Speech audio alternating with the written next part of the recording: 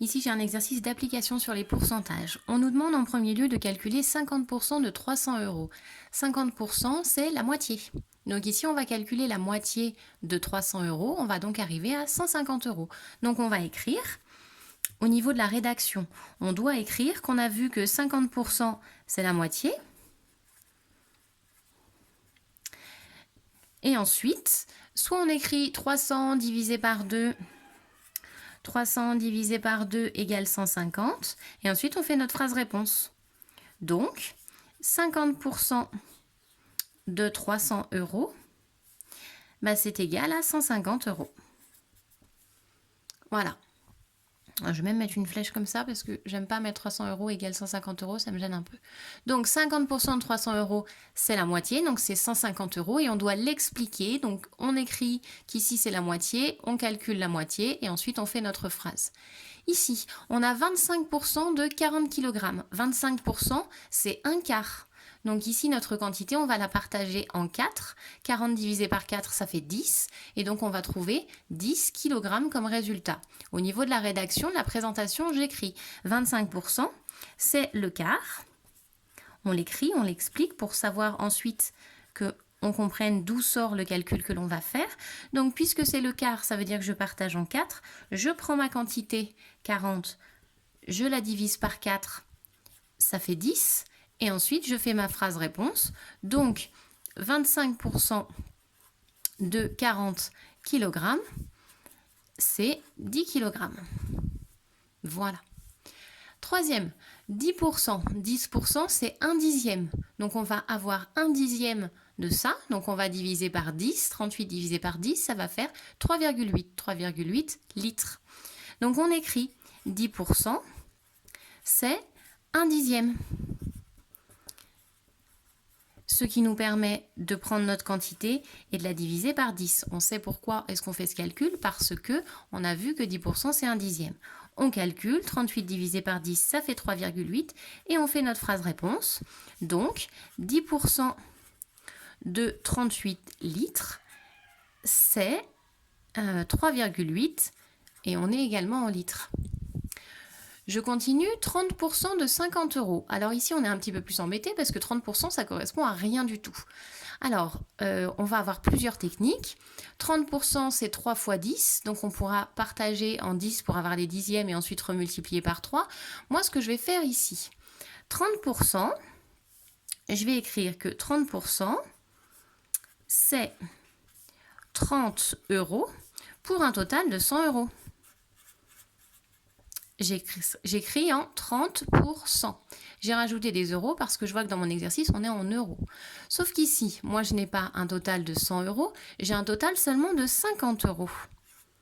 Et je cherche ici combien ça va faire.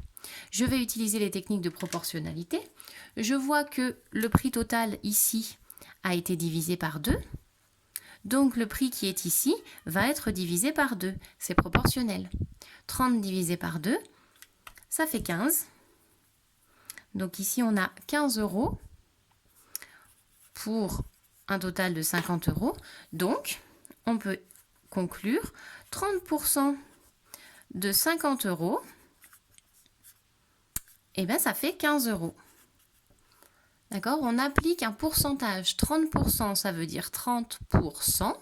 Donc 30 euros, si on est à 30% de réduction par exemple, ça veut dire que j'ai 30 euros de réduction pour 100 euros d'achat. Ici, on n'a pas 100 euros d'achat, on n'a que 50 euros. Donc au niveau de mon total, je mets 50 à la place de mettre mon 100 et j'applique la proportionnalité. Puisque j'ai divisé par 2, de l'autre côté, je divise par 2 et j'arrive à trouver ma quantité, mon pourcentage ici, le résultat du pourcentage.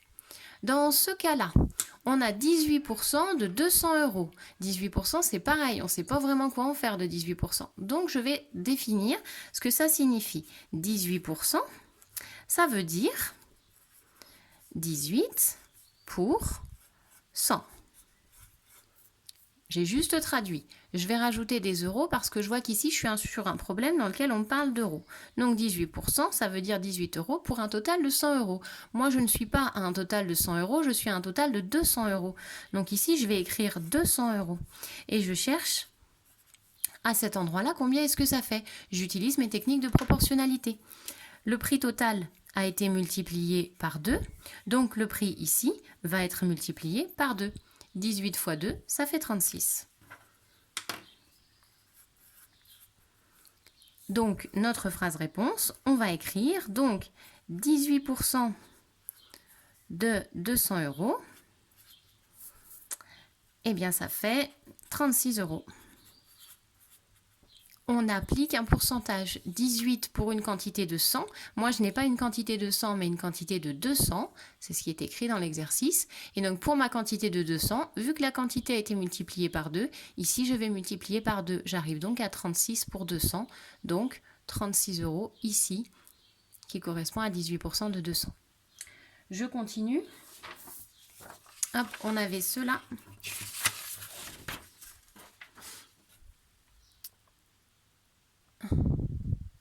Voilà. 40% de 1000 km. 40%, là encore, c'est un pourcentage qu'on ne connaît pas, qui n'a pas de particularité, donc on va le traduire. 40%, ça veut dire 40 pour 100. On est en kilomètres, puisque mon problème me parle de kilomètres, donc 40%, ça veut dire que j'ai 40 km pour un total de 100 km. D'accord ? 40% de mon trajet est en montée, ça veut dire que j'ai 40 km de montée pour 100 km de trajet. Sauf que moi, je n'ai pas 100 km de trajet, j'en ai 1000.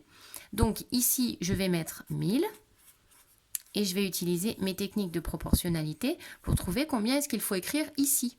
Étant donné que le nombre total de kilomètres a été multiplié par 10, le nombre ici va être multiplié par 10. 40 multiplié par 10, ça fait 400. Donc ici, nous avons 400 km.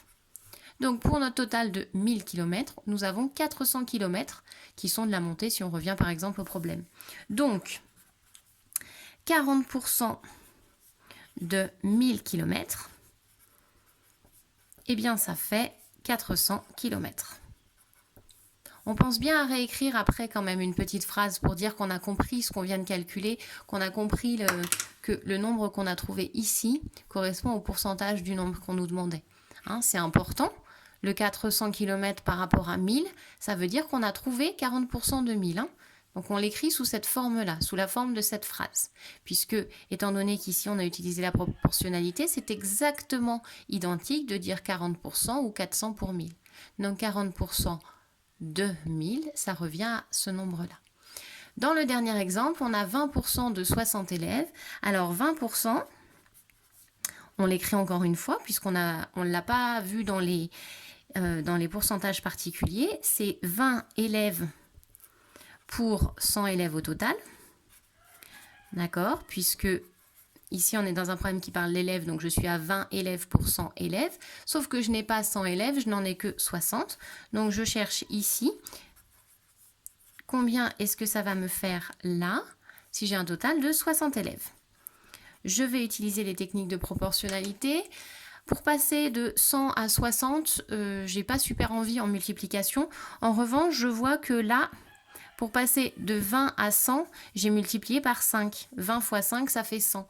Donc je sais que ici, je vais aussi multiplier par 5. Quel est le nombre, si on le multiplie par 5, qui fait 60? C'est 12. D'accord ?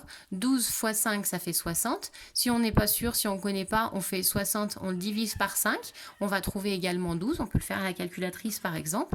Et on a donc trouvé ici que 20% de 60 élèves, eh bien, ça représente 12 élèves. Voilà. Donc ici, vous avez les différentes techniques de proportionnalité pour appliquer les pourcentages. En ayant commencé par les pourcentages particuliers, il est très important d'avoir compris la définition de base du pourcentage. Celle-ci, le 20%, le 40%. Celle-là, vous la mettez de partout et ensuite, on utilise la proportionnalité.